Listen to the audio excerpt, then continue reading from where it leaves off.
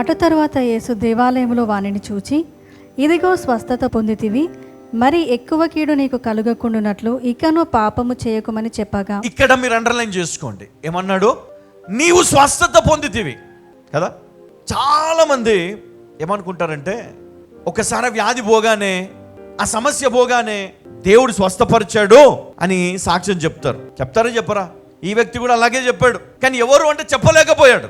కానీ తిరిగి యేసుక్రీస్తును ఆయన చూశాడు. అటు తర్వాత యేసు దేవాలయంలో వానిని చూచి, ఇదిగో స్వస్థత నొందితివి, మరి ఎక్కువ కీడు నీకు కలగకుండానట్లు. మరి ఎక్కువ కీడు, హల్లెలూయా. ఏంటంట? మరి ఎక్కువ కీడు. యేసయ్యనే స్వస్థపరిచాడు కదా, ఇంకా మళ్ళీ కీడు వస్తుందా? చెప్పాలి, వస్తుందా? కానీ ఆయన చెప్తున్నాడు కదా, క్రీస్తే చెప్తున్నాడు, ఇంకా రాదు అని ఎవరు చెప్పారు నీకు? అమ్మా, యేసే స్వస్థపరిచాడు, యేసే క్షమించాడు నీ పాపాన్ని. మరి ఎక్కువ కీడు అని ఇక్కడ అన్నాడు. అంటే ఈ మరి ఎక్కువ కీడు ఎక్కడి నుంచి వస్తుంది? ఇప్పుడున్న దానికంటే గొప్పది, అంటే ఇప్పుడున్న సమస్య కంటే గొప్ప సమస్య రాబోతుంది. ఎలా వస్తుంది?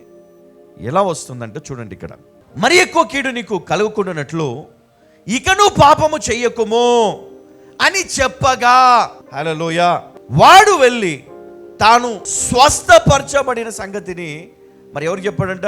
యూదులకు తెలియజేస్తాడు. ఏమని? క్రీస్తే నన్ను స్వస్థపరిచాడు. మరి ఎక్కువ కీడు నీకు రాకుండా ఉండాలంటే నువ్వేం చేయాలి? పాపము చెయ్యకూడదు. ఈ లైన్ మర్చిపోయారు జనాలంతా. ఎట్లా పోతున్నారంటే అంత గుడ్డిగా వెళ్ళిపోతా ఉన్నారు.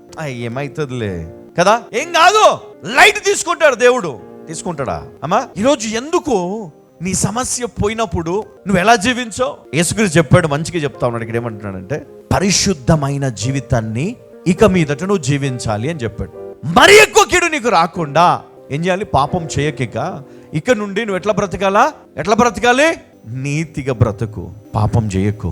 ఈ సమస్య పోయింది, మళ్ళీ రావద్దంటే నువ్వేం చేయొద్దు? పాపము చేయకూడదు. అంటే ఎలా జీవించమన్నాడు? ఇది మొదలుకొని నీవు పరిశుద్ధమైన జీవితం జీవించాలి. Holy life. హల్లెలూయా.